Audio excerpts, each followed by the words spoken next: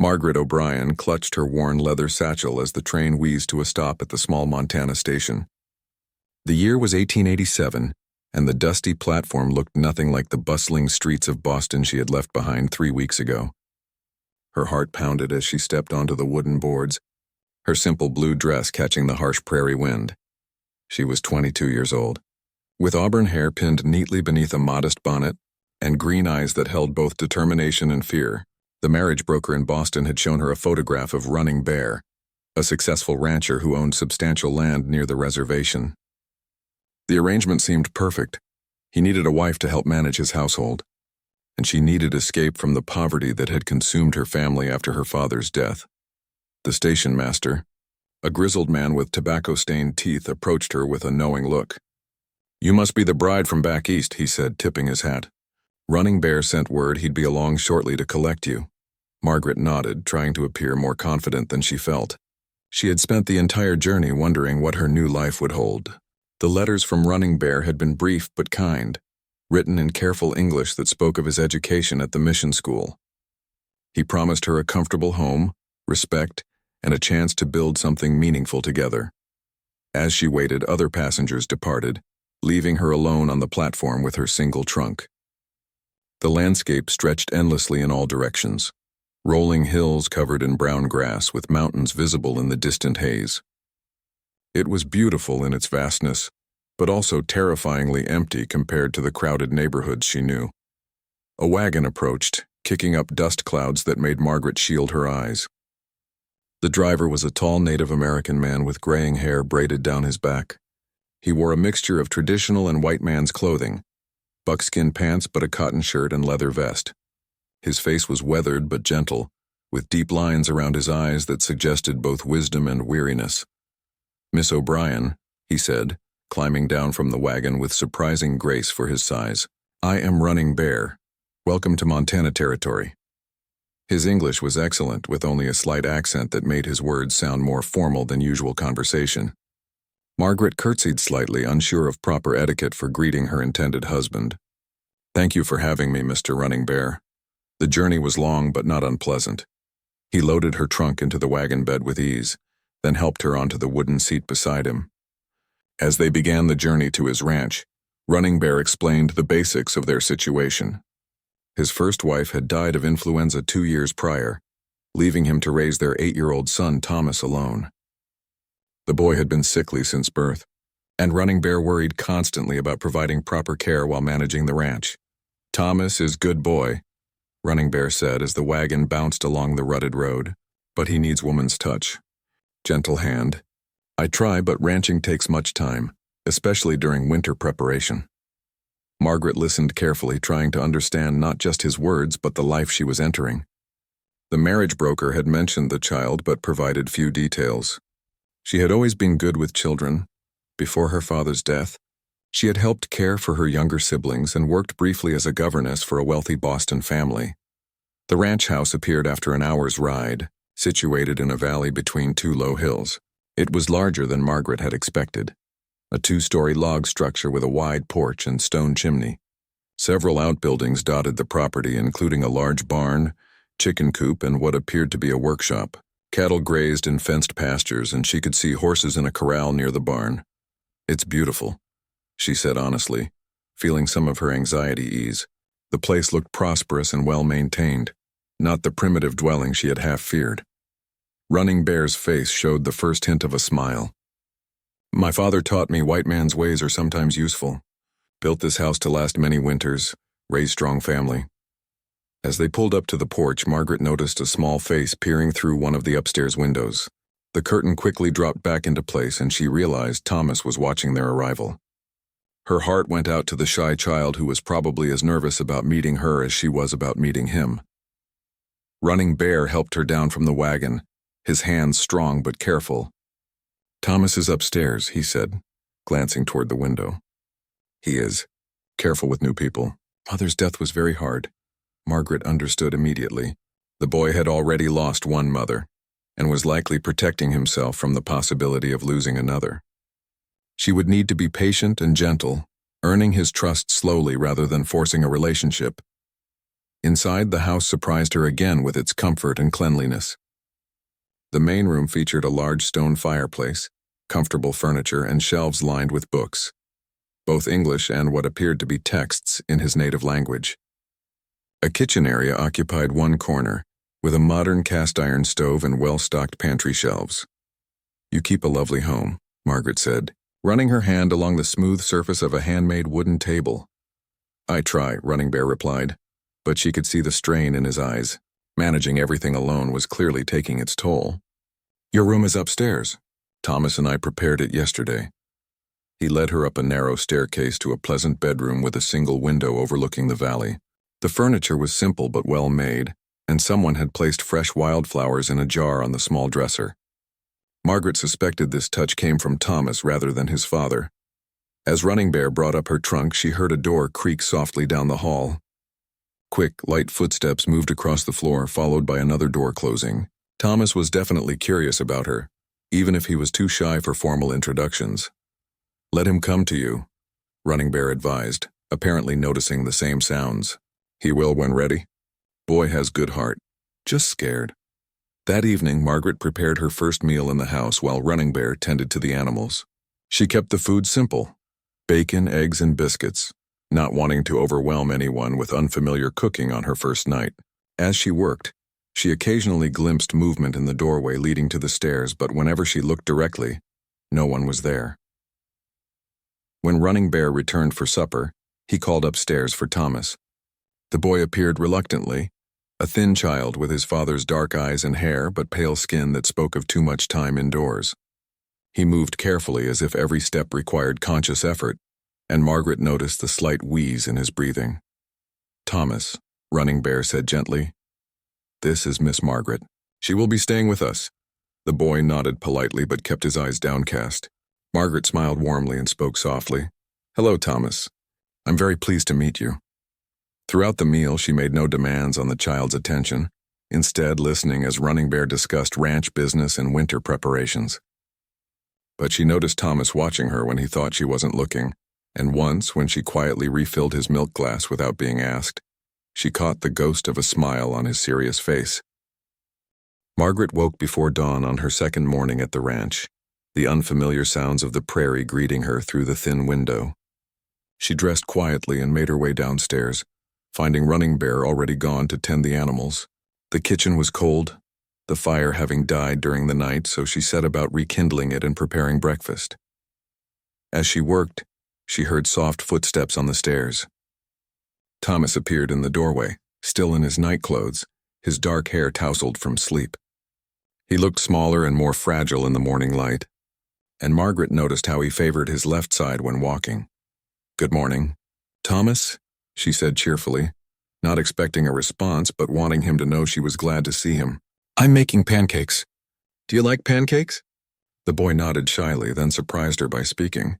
"Mama used to make them on Sundays." His voice was barely above a whisper, and Margaret's heart ached at the wistful tone. "Then maybe we can make Sunday pancakes a tradition," she replied gently, not making a big fuss over his first words to her. "Would you like to help me? I could use someone to stir the batter." Thomas hesitated, then stepped forward slowly. Margaret guided his small hands to hold the wooden spoon, covering them with her own to help him stir. She noticed how thin his wrists were, how easily he tired from the simple task. "You're very good at this," she encouraged. "The batter's getting nice and smooth." Running Bear returned as they were cooking the first batch of pancakes. He stopped in the doorway, clearly surprised to see his son actively participating. Thomas immediately stepped back as if afraid he had done something wrong, but Margaret continued as if nothing had changed. "Thomas was helping me with breakfast," she said casually. "He's an excellent pancake assistant." The boy glanced up at his father nervously, but Running Bear's face showed only pleasure. "That is good," he said, settling at the table. "Many hands make work easier." Over the next few days, Margaret established a routine that gradually included Thomas more and more. She would start breakfast early, knowing he often woke before his father and would invite him to help with simple tasks. She discovered he knew quite a bit about cooking from watching his mother, but had been too intimidated to try anything himself since her death. The boy was intelligent and curious, with a particular fascination for the books in Running Bear's collection. Margaret found him one afternoon sitting on the floor beside the bookshelf, carefully turning the pages of a volume about birds of the Western Territories. "Do you like to read?" she asked, settling beside him on the floor rather than standing over him. "Papa taught me," Thomas said quietly, "but some words are hard." "Would you like me to help with the hard words?" Margaret offered. "I was a teacher before I came here." This wasn't entirely true. She had only worked as a governess, but she had always loved reading and learning. Thomas nodded eagerly, and they spent the rest of the afternoon reading together, Margaret explaining difficult words and helping him sound out unfamiliar passages. Running Bear found them there when he came in for supper, both of them absorbed in a story about a family of wolves surviving their first winter. He paused in the doorway, and Margaret looked up to see an expression of deep gratitude on his weathered face. "Learning is good," he said simply, but his eyes conveyed much more than his words. That evening, after Thomas had gone to bed, Running Bear and Margaret sat on the porch watching the stars emerge in the vast Montana sky. The nights were getting colder, and Margaret pulled her shawl closer around her shoulders. "Winter comes early here," Running Bear said, following her gaze upward. "Sometimes October, always by November. This year feels like it will be hard winter." "How can you tell?" Margaret asked, genuinely curious. "Animals know. Cattle growing thick coats sooner than usual. Squirrels gathering nuts earlier. Birds flying south in bigger groups." He paused, then added quietly, "Thomas always gets worse in winter. Cold air makes breathing harder." Margaret had noticed the boy's labored breathing, especially in the mornings and evenings. "Has he seen a doctor?" Running Bear nodded grimly. "Doctor in town says weak lungs, maybe from birth. Nothing to fix, just keep warm and hope for best." His voice carried the weight of 2 years of worry and helplessness. "In Boston, I knew families with children who had breathing troubles," Margaret said carefully. There were things that seemed to help. Steam from hot water, certain teas, keeping the air in their rooms moist during dry weather. "You would try these things?" Running Bear asked, turning to look at her directly. "Of course," Margaret replied without hesitation. "Thomas is a wonderful boy. I want to help him however I can." Something shifted in Running Bear's expression, a softening that made him look younger despite his weathered features. "You are different than I expected," he said honestly. "Different how?" "Marriage broker said you needed husband, place to live." Made it sound like business arrangement. "But you care already. For Thomas, for this place." He gestured toward the house behind them. Margaret considered her words carefully. "It did start as a business arrangement," she admitted. "But that doesn't mean it has to stay that way. I believe we can build something good here. Something real." Over the following weeks, the three of them settled into an increasingly comfortable routine. Margaret began teaching Thomas formally for a few hours each afternoon, and was amazed by how quickly he absorbed new information. Despite his physical frailty, his mind was sharp and eager. She also began implementing the remedies she had mentioned to Running Bear. She kept a kettle steaming in Thomas's room during the coldest nights, prepared teas from herbs she found growing wild on the property, and made sure he spent some time each day in the warm kitchen, breathing the moist air from cooking. The improvements were small but noticeable. Thomas seemed to breathe a little easier, and his energy levels increased slightly. More importantly, he began speaking more freely, sharing stories about his mother and asking Margaret questions about her life in Boston. "Did you have brothers and sisters?" he asked one afternoon as they worked on arithmetic problems. "I had 3 younger brothers and a sister," Margaret replied. "After our father died, I helped take care of them until our mother could manage alone again." "Do you miss them?" Thomas asked, his young face serious. Margaret felt a pang of homesickness but smiled warmly. "Yes, I miss them. But I like it here too. I like helping you with your lessons and learning about the ranch from your papa." Thomas was quiet for a moment, then said softly, "I'm glad you came here." "Miss Margaret." It was the first time he had expressed any positive feeling about her presence, and Margaret felt tears prick her eyes. "I'm glad I came too, Thomas." Running Bear had been watching these developments with growing relief and something deeper, a cautious hope that his gamble on bringing Margaret west might truly work out. She was nothing like his first wife, who had been a childhood friend from his own tribe, but she brought her own strengths to their household. One evening in late September, as they prepared for what promised to be an early winter, Running Bear approached Margaret with an unusual request. "There is ceremony," he said, seeming uncertain how to explain. "In my people's tradition, when someone joins family, becomes part of tribe. Not marriage ceremony, different thing. About acceptance, about belonging." Margaret set down the dish she had been washing and gave him her full attention. "What would it involve?" "Simple ceremony. Elder from reservation would come, speak words about welcoming new family member. You would not have to change anything about yourself, but would be recognized as Thomas's mother, as my partner." The weight of what he was asking settled over Margaret. This wasn't about the legal marriage arrangement they had originally planned. This was about becoming a real family, with all the responsibilities and bonds that implied. "What does Thomas think about this?" she asked. Running Bear's weathered face showed the hint of a smile. "Yesterday he asked me if you were going to be his new mama or just the nice lady who makes pancakes." Margaret laughed despite the seriousness of the conversation. "And what did you tell him?" "I said that was up to you." The first snow came earlier than anyone expected, falling thick and heavy on the second day of October. Margaret woke to find the world transformed outside her window, the familiar landscape now hidden beneath a blanket of pristine white that seemed to muffle all sound. Downstairs, she found Running Bear already dressed and preparing to go out. His face was grim as he looked through the kitchen window at the accumulating snow. "Too early," he muttered, pulling on heavy boots. "Cattle not ready, hay not all gathered. This storm could last days." Margaret had never experienced a prairie winter, but she could sense his genuine worry. "What can I do to help?" "Keep Thomas inside and warm," Running Bear replied, wrapping a thick scarf around his neck. "I need to bring cattle closer to barn. Make sure they have shelter. May not be back until late." After he left, Margaret went upstairs to check on Thomas. She found him at his bedroom window, nose pressed against the cold glass, watching the snow fall. He was breathing harder than usual, and she could see the telltale flush in his cheeks that meant his body was struggling with the sudden temperature change. "It's beautiful, isn't it?" she said, sitting on the edge of his bed. Thomas nodded but didn't turn away from the window. "Mama always said first snow was like a blessing," he said quietly. "But Papa looks scared." Margaret chose her words carefully. "Your Papa isn't scared exactly. He's being careful, making sure everything is ready for winter. That's what good fathers do. They worry and plan so their families stay safe." She spent the morning keeping Thomas occupied with lessons and games while monitoring his breathing. By afternoon, his wheeze had worsened, and she decided to implement more aggressive remedies.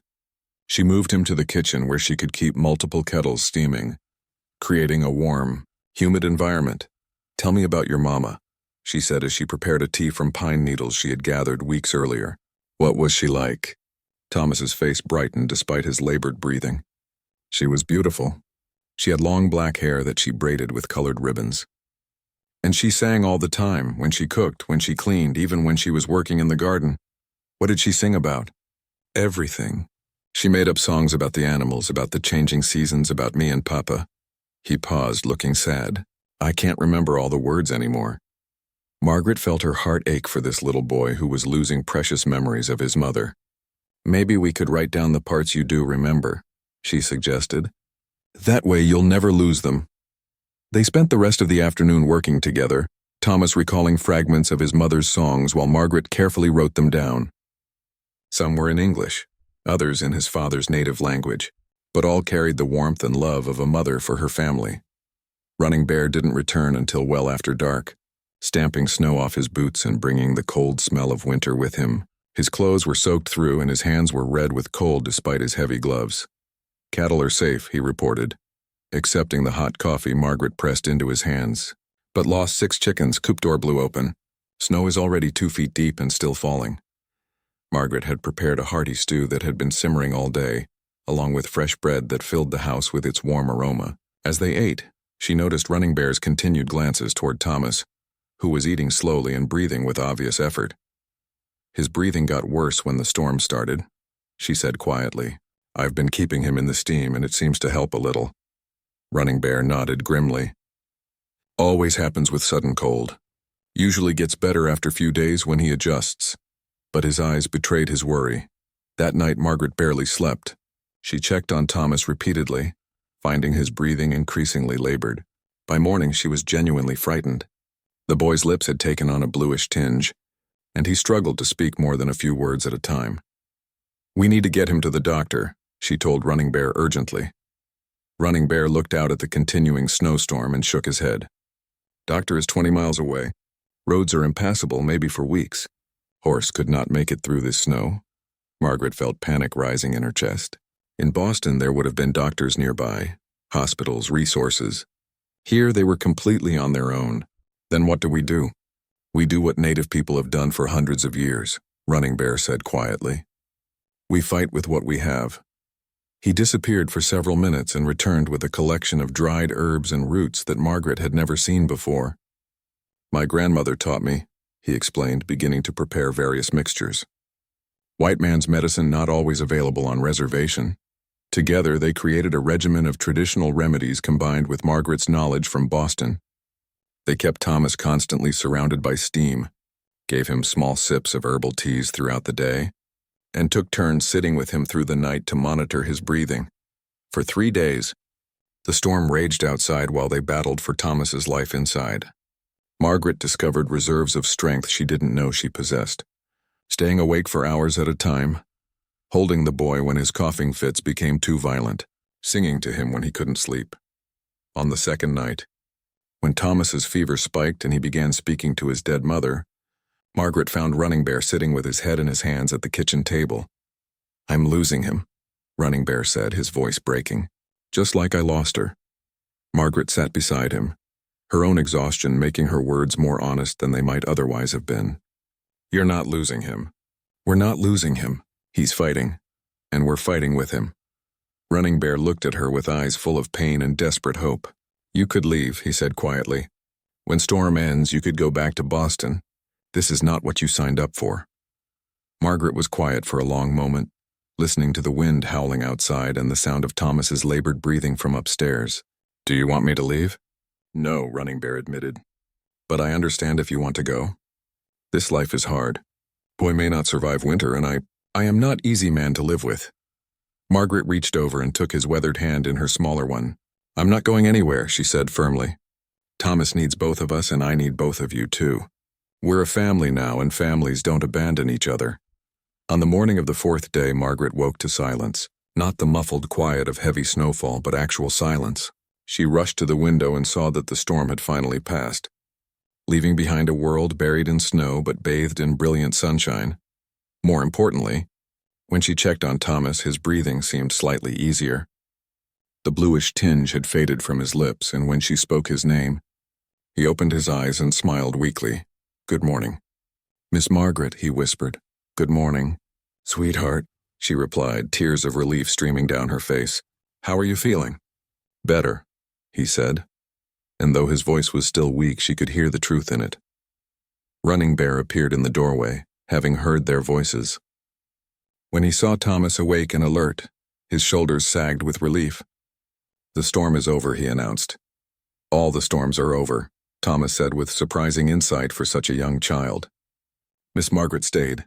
"She didn't leave when I got sick." Margaret felt her heart swell with emotion. She looked at Running Bear and saw her own feelings reflected in his dark eyes. Somewhere during those long, frightening days, their practical arrangement had transformed into something much deeper. "I told you I wasn't going anywhere," she said, smoothing Thomas's dark hair away from his forehead. "You're stuck with me now."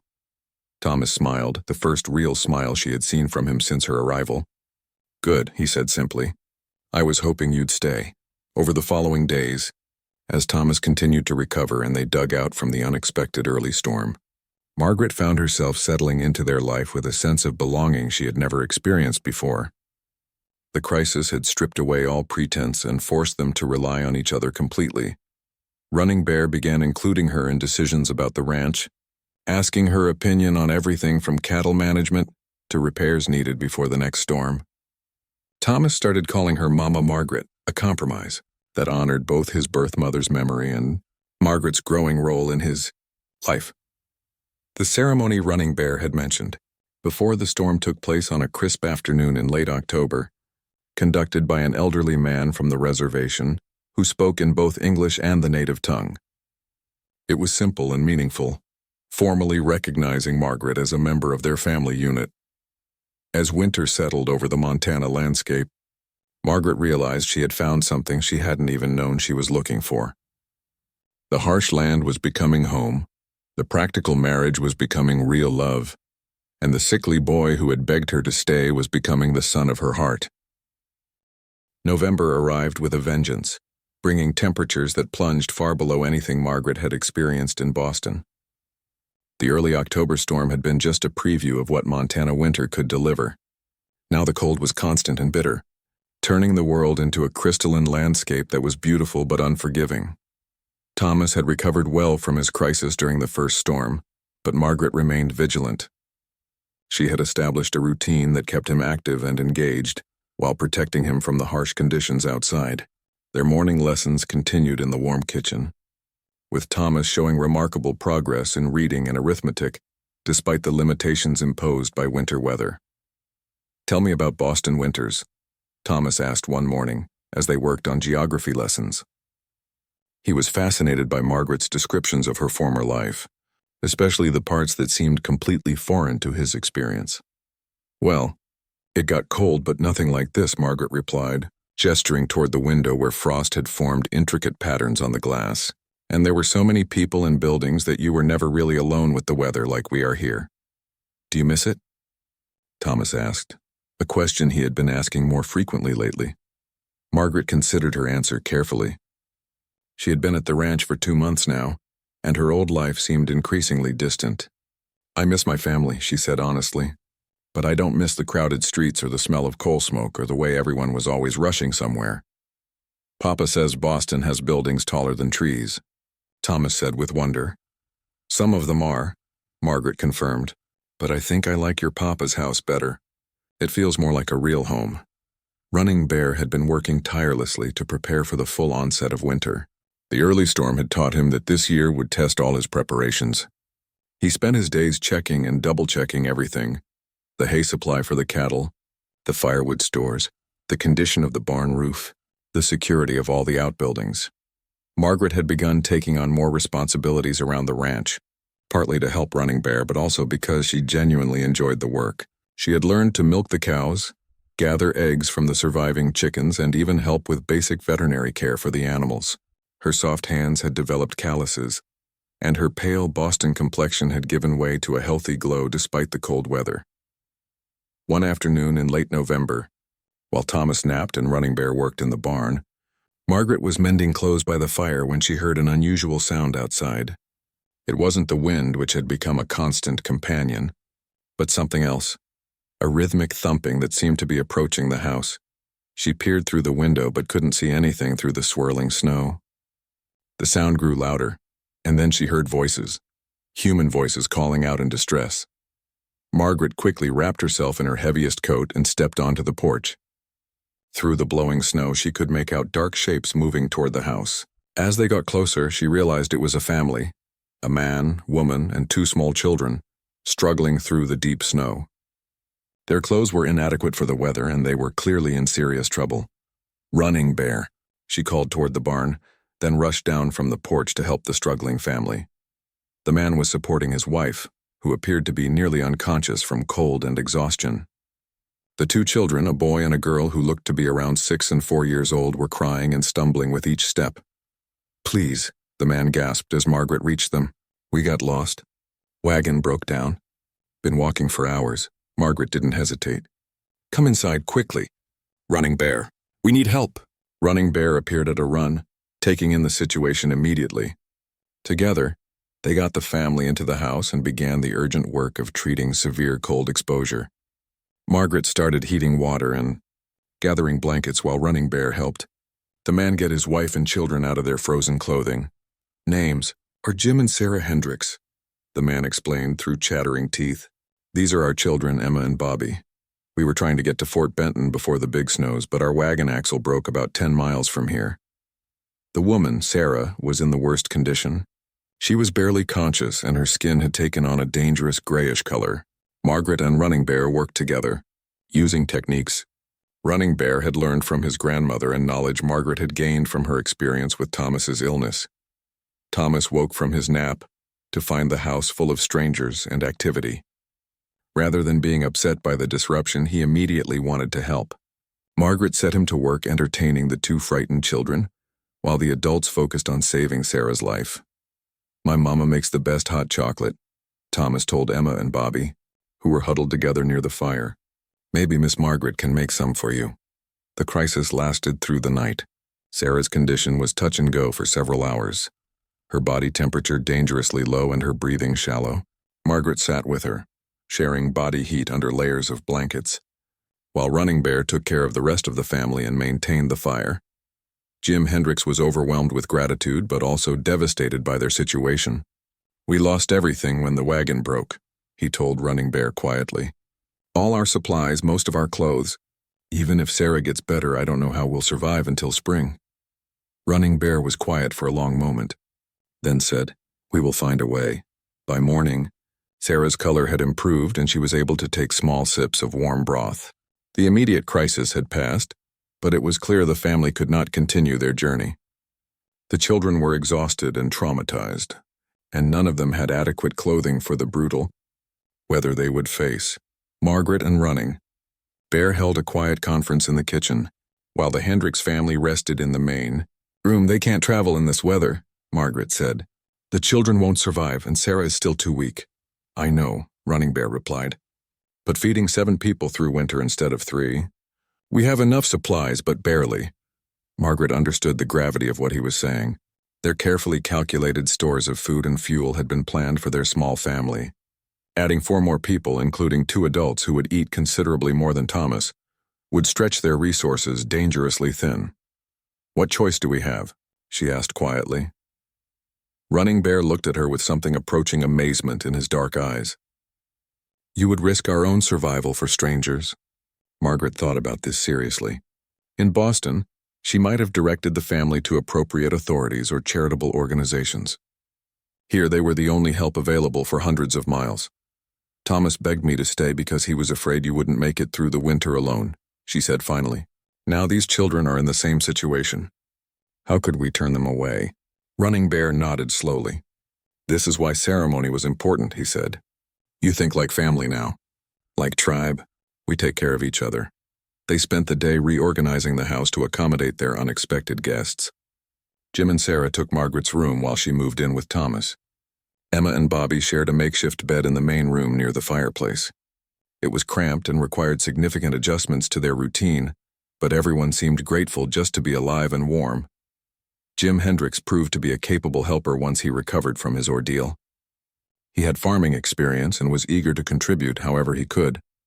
Sarah was slower to recover but showed steady improvement over the following days. The children adapted quickly, as children do. Emma was Thomas's age and became his constant companion, delighting in the books and lessons that Margaret provided. Bobby was younger and more interested in following the adults around, asking endless questions about ranch life. "It's like having a real family," Thomas confided to Margaret one evening as they prepared dinner for 7 instead of 3. "I always wondered what it would be like to have brothers and sisters." Margaret felt her heart swell with emotion. The boy who had been so isolated and sickly when she arrived was now thriving despite the harsh conditions, partly because he had companions his own age, but also because he had a sense of purpose in helping care for the younger children. The arrangement was challenging in countless ways. Privacy was non-existent, resources were stretched thin, and the small house felt even smaller with 7 occupants. But Margaret found herself happier than she had ever been. The constant activity and sense of purpose filled a need she hadn't even realized she had. Running Bear watched these developments with growing amazement. The practical woman he had married to help care for his sick son had transformed their survival situation into something approaching prosperity, not in material terms but in the wealth of human connection and mutual support. As December approached, bringing with it the promise of even harsher weather, Margaret looked around their crowded, chaotic, wonderful household and realized she had found her calling. She wasn't just surviving the Montana winter, she was helping others survive it too, and in doing so, she had discovered the deepest satisfaction of her life. December brought the harshest weather Margaret had ever experienced. The thermometer outside the kitchen window regularly showed temperatures far below 0, and the wind never seemed to stop howling across the prairie. Snow fell almost daily, sometimes in gentle flurries but often in blinding storms that made it impossible to see the barn from the house. Despite the brutal conditions, the expanded household had settled into a rhythm that worked surprisingly well. Jim Hendricks had proven invaluable in helping Running Bear manage the livestock, while Sarah had taken over much of the cooking, freeing Margaret to focus on the children's education and Thomas's ongoing health needs. The three children had become inseparable companions. Thomas, despite being the most physically fragile, had assumed a protective older brother role with Emma and Bobby. Margaret often found them huddled together by the fire, Thomas reading aloud from one of Running Bear's books while the younger children listened with rapt attention. "He's like a completely different child," Sarah commented one evening as they watched Thomas patiently help Bobby with simple arithmetic. "When we first arrived, he seemed so frail and withdrawn." Margaret felt a surge of pride as she watched her little family. Having other children around has been wonderful for him. He's always been intelligent, but now he has someone to share it with. The challenges of housing 7 people through a Montana winter were becoming more apparent as the season progressed. Food supplies, while adequate, required careful management. Margaret had become expert at stretching meals with creative combinations and making sure nothing was wasted. She dried apple peels for tea, used vegetable scraps for soup stock, and found ways to make their dwindling supply of coffee last by mixing in roasted grain. The most serious ongoing concern was Thomas's health. While he had been doing well, the constant cold and the stress of cramped living conditions were taking their toll. His breathing became more labored during the coldest nights, and Margaret often found herself sitting up with him, providing steam treatments and herbal teas to help ease his symptoms. One particularly brutal night in mid-December, when the wind was so fierce it rattled the windows and seemed to find every crack in the log walls, Thomas's condition took a frightening turn for the worse. His fever spiked, and his breathing became so labored that every breath was a visible struggle. Margaret sat beside his bed, holding his small hand and trying to remain calm despite her growing panic. Running Bear had gone out to the barn to check on the animals during a brief lull in the storm, and she was reluctant to send someone out in the dangerous conditions to fetch him. "Mama Margaret," Thomas whispered, his voice barely audible above the wind. "I can't breathe good."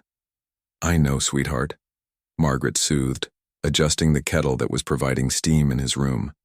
"Just try to take slow, easy breaths. Remember what we practiced?"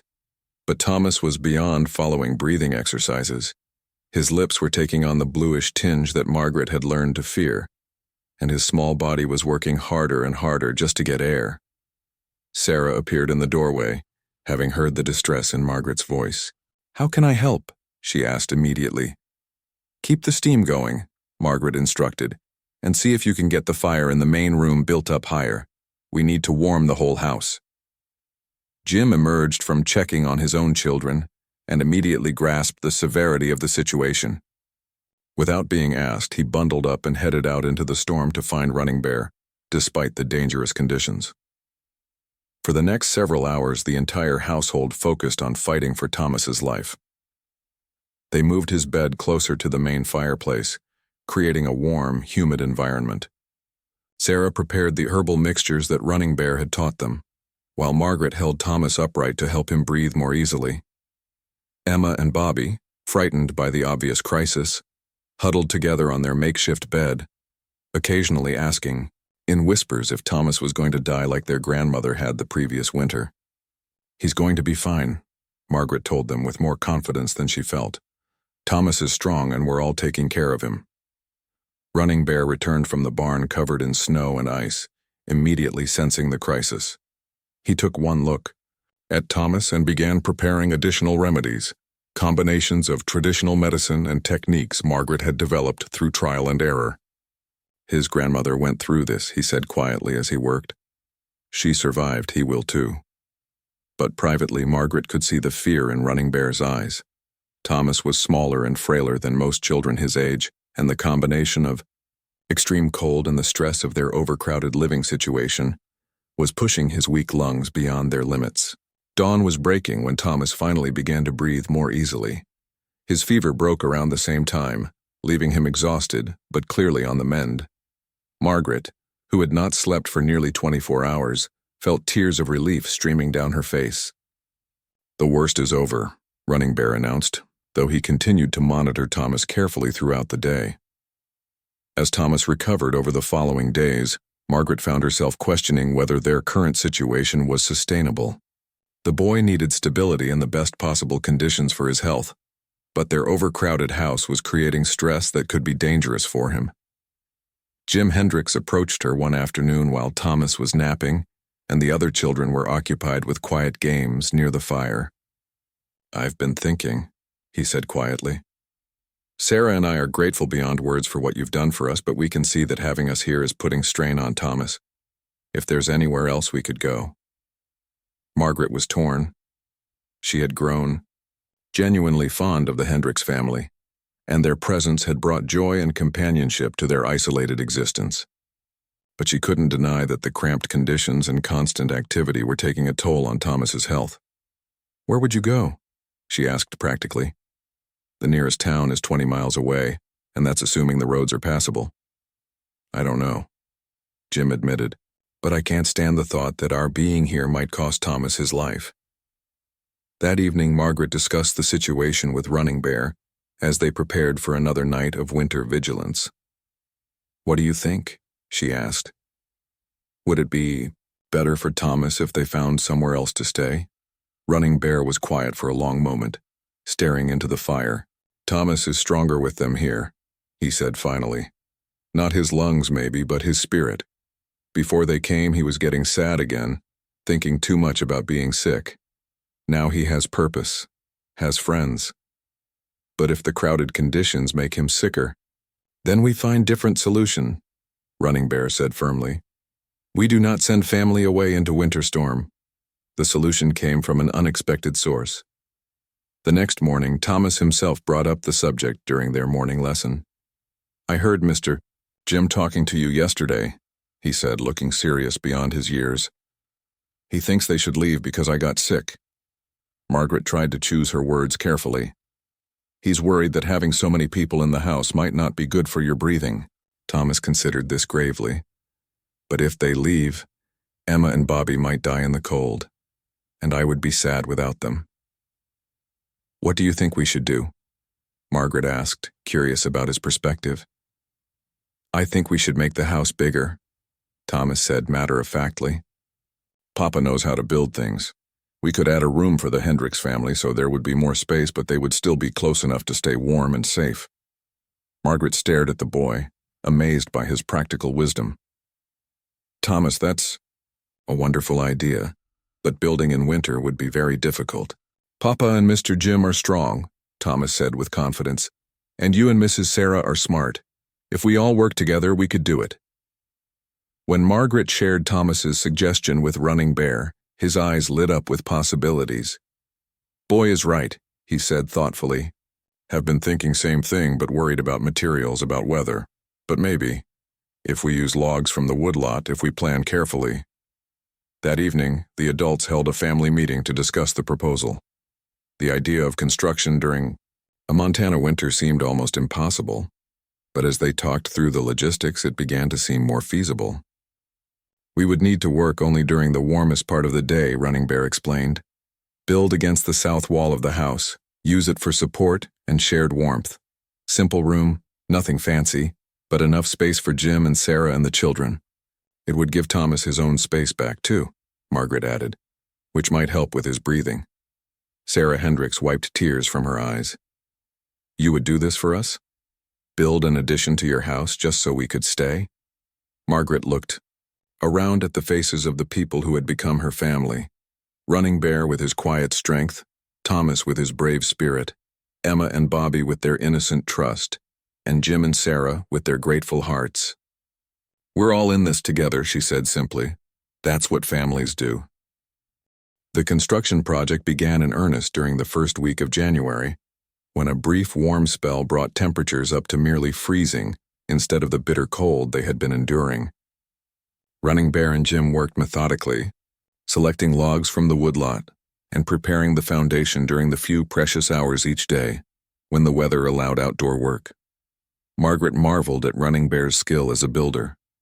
He approached the project with the same careful planning and attention to detail that he brought to everything else, measuring twice and cutting once, ensuring that every log was properly fitted and sealed. Jim proved to be an able assistant, eager to learn and strong enough to handle the heavy lifting required. The women and children became a crucial support team. Margaret and Sarah took turns preparing hot meals and drinks for the men working outside, while Thomas, Emma, and Bobby served as messengers and tool carriers. Despite his physical limitations, Thomas insisted on helping however he could, his sense of purpose and excitement about the project seeming to give him extra energy. "I never built a house before," Thomas confided to Margaret one afternoon as they prepared hot soup for the workers. "But Papa says I'm good at measuring things." "You're good at lots of things," Margaret replied, stirring the pot while watching through the window as Running Bear showed Thomas how to use a level. "Your papa is proud of how much you're helping." The work was slow and often frustrating. Some days the weather forced them to stop completely, and they would huddle inside listening to the wind howl and hoping their partially completed addition would withstand whatever storm was raging outside. Other days they could work for only an hour or two before the cold became too dangerous, but gradually the new room took shape. It was simple but sturdy, built against the south wall of the main house with a shared fireplace that would provide heat while minimizing the amount of additional firewood needed. Running Bear designed it with 2 small windows to provide light during the day and a separate entrance so the families could have some privacy while remaining connected. Margaret found herself falling even deeper in love with Running Bear as she watched him work. She had known he was capable and intelligent, but seeing him solve complex engineering problems and work tirelessly in harsh conditions to help people who weren't even blood relatives revealed depths of character that took her breath away. One evening, as they sat by the fire after a particularly productive day of construction, Margaret asked him about his background. "Where did you learn to build like this?" Running Bear smiled, a rare expression of pure happiness on his weathered face. "My grandfather was master builder on reservation. Built mission school, trading post, many houses. He taught me that good building is like good living. Every piece must support every other piece or whole thing falls down. Is that why you're doing this? Building the addition, I mean?" "Partly," Running Bear admitted, "but also because watching you care for everyone, including strangers who needed help. It makes me want to be better man, better husband, better father." Margaret felt her heart skip at his words. This was the first time he had referred to himself as her husband in any meaningful way, rather than simply acknowledging their practical arrangement. "You're already all of those things," she said softly. "I couldn't ask for a better partner in this life." The conversation was interrupted by a commotion from upstairs. Thomas had woken from a nightmare, crying out for his birth mother. This happened occasionally, usually when he was overtired or stressed, and Margaret had learned that the best approach was to sit with him quietly until the episode passed. She found him sitting up in bed, tears streaming down his face, calling for Mama in his native language. Margaret sat beside him and began humming one of the lullabies she had learned from the songs he remembered, letting her presence comfort him without trying to force conversation. Running Bear appeared in the doorway, clearly torn between wanting to help and not wanting to interfere with the relationship Margaret had built with his son. "He's all right," Margaret said softly. "Just a bad dream. Sometimes the excitement of the building project makes it hard for him to settle down." But Thomas surprised them both by reaching out to Running Bear. "Papa, tell Mama Margaret about my first mama, about how she would sing when I had bad dreams." Running Bear settled on the other side of the bed, and for the next hour, he shared stories about his first wife that Margaret had never heard before. He spoke of her gentleness, her love of music, her fierce protectiveness of Thomas when he was born so small and frail. "She would be happy that you are here," Running Bear told Margaret, as Thomas finally drifted back to sleep between them. She worried about what would happen to Thomas if something happened to her. She would say you are answer to her prayers. Margaret felt tears prick her eyes. "I hope I'm worthy of that trust." "You are," Running Bear said with absolute certainty. "More than worthy." By late January, the addition was nearly complete. The walls were up, the roof was secured, and the shared fireplace was functioning perfectly. Jim and Sarah would soon have their own space, giving everyone room to breathe while maintaining the close connections that had formed between the families. But just as it seemed like their carefully planned solution was working perfectly, another crisis arose. Emma, who had been the picture of health throughout their stay, suddenly fell ill with a high fever and violent stomach sickness. Margaret's heart sank as she recognized the symptoms. It might be influenza, she told Sarah grimly, or something worse. Either way, she's in serious trouble. The timing could not have been worse. They were in the middle of the harshest part of winter, with no possibility of getting medical help, and Emma's illness was severe enough to be life-threatening. More frightening still was the possibility that whatever she had could spread to the other children. We need to isolate her, Margaret decided, her mind racing through everything she knew about managing contagious diseases. Sarah, you'll need to stay with her constantly. The rest of us will take turns bringing you what you need, but we have to minimize contact. It was an agonizing situation.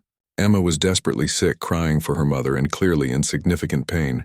Sarah was beside herself with worry, and Bobby kept asking why he couldn't see his sister.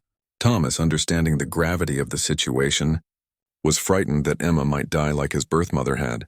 For 5 days, Emma's fever raged while the adults took turns caring for her around the clock. Margaret drew on every remedy she knew, while Running Bear contributed traditional medicines that his grandmother had used for similar illnesses. Sarah barely left her daughter's side, and Jim paced the main room like a caged animal, desperate to help but knowing he could do nothing. The crisis reached its peak on the 5th night, when Emma's fever spiked so high that she began having seizures. Margaret and Sarah worked frantically to cool her down, using wet cloths and cool baths, while Running Bear prepared powerful herbal treatments that were their last resort. "Please," Sarah whispered, holding her unconscious daughter. "Please don't take her. We've lost so much already." Margaret knelt beside them, her own prayers mixing with Sarah's as they fought for Emma's life. Outside, the wind howled with unusual ferocity, as if nature itself was participating in their battle. Then, just before dawn, Emma's fever broke. Her breathing became easier, her color improved, and when the sun rose, she opened her eyes and asked for water in a voice that was weak but clearly her own. "Mama," she whispered, looking up at Sarah's tear-stained face. "I had scary dreams." "The dreams are over, sweetheart," Sarah sobbed, holding her daughter close. "You're going to be fine." As Emma recovered over the following days, Margaret found herself reflecting on how much their lives had changed since that cold October day when she first arrived at the ranch. What had begun as a practical arrangement to help care for one sickly boy had evolved into something she never could have imagined. They had become a true extended family, weathering crises together and supporting each other through the harsh realities of frontier life. Thomas was thriving despite his physical challenges, finding strength and purpose in his role as big brother to Emma, and Bobby Running Bear had revealed depths of character and capacity for love that made Margaret's heart sing, and she herself had discovered capabilities and strength she never knew she possessed. The addition was finally completed in early February, and the Hendricks family moved into their new quarters with joy and gratitude that filled the entire household. But rather than creating separation, the extra space seemed to strengthen their bonds. They still shared meals and evening activities, but everyone had room to breathe and rest when needed.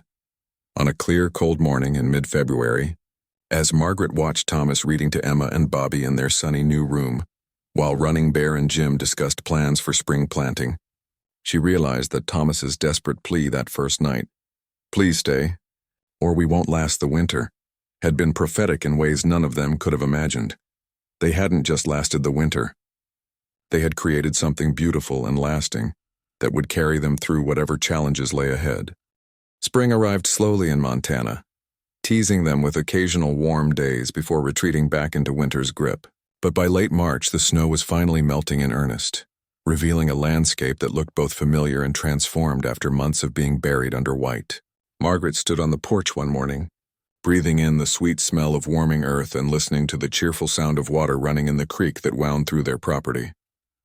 Thomas appeared beside her, moving with more energy than she had seen in months. The harsh winter was finally loosening its grip on his fragile lungs, and he was eager to explore the world that was emerging from beneath the snow. "Look, Mama Margaret," he said, pointing toward the pasture where Running Bear was working with the cattle.